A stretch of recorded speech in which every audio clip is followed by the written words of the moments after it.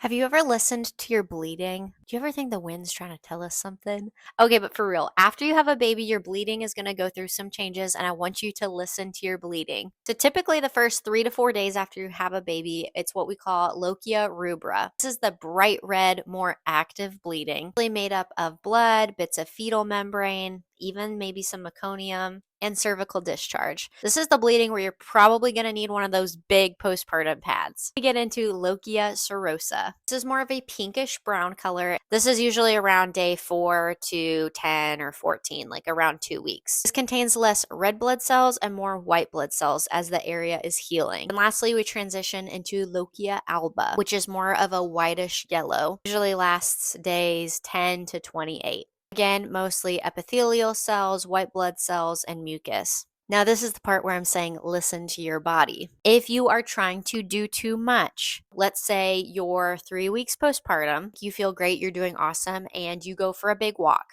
You try and vacuum your entire house. You might notice your vaginal discharge revert back to a brighter red bleeding color. This is a sign you probably overdid it. You need to listen to your body, you need to slow down, and you need to rest a little bit more. I also want to point out blood clots are very normal to have. However, if they're bigger than a golf ball, they're firm, they're round, something doesn't seem right to you, always let your doctor know. If you soak a pad through in an hour or less, always let your doctor know.